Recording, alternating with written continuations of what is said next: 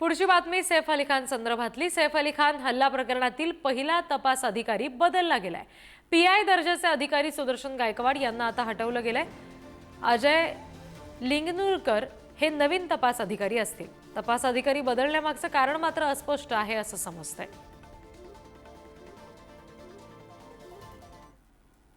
आता बातमी अमेरिकेमध्ये राहणाऱ्या भारतीयांसाठी अत्यंत महत्त्वाची। डोनाल्ड ट्रम्प यांनी अमेरिकेचे 47वे राष्ट्राध्यक्ष म्हणून शपथ घेतली। दरम्यान पदभार स्वीकारताच ट्रम्प ॲक्शन मोडमध्ये आलेत। त्यांनी आपल्या दुसऱ्या कार्यकाळाच्या पहिल्याच दिवशी अनेक महत्त्वाचे निर्णय घेतले। याच्यामध्ये अवैध स्थलांतरिताचा मुद्दा सगळ्यात महत्त्वाचा आहे। डोनाल्ड ट्रम्प यांच्या निर्णयामुळे अमेरिकेमध्ये राहणाऱ्या हजारो भारतीयांचं भवितव्य धोक्यात आलंय।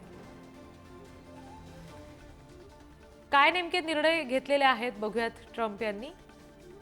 10 मोठे निर्णय कुठले आहेत ट्रम्प यांचे आपण बघतोय। अवैध प्रवाशांना अमेरिकेमध्ये एंट्री बंद असेल। अमेरिकेमध्ये सहज प्रवेश करता येणार नाही।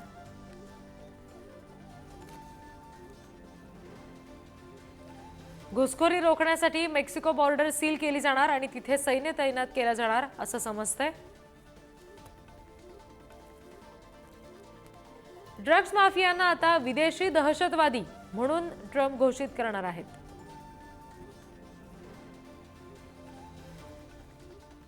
अमेरिकन नागरिकांवर टॅक्स लावण्यापेक्षा विदेशी वस्तूंवर कर लावणार असं ट्रम्प यांनी ठरवलेलं आहे। पनामाला गिफ्ट दिलेला आणि चीन वापरत असलेला पनामा कालवा परत घेतला जाणार आहे। मेक्सिकोच्या खाडीचं नाव बदलणार, गल्फ ऑफ अमेरिका असं करणार हा सुद्धा मोठा निर्णय घेतलाय।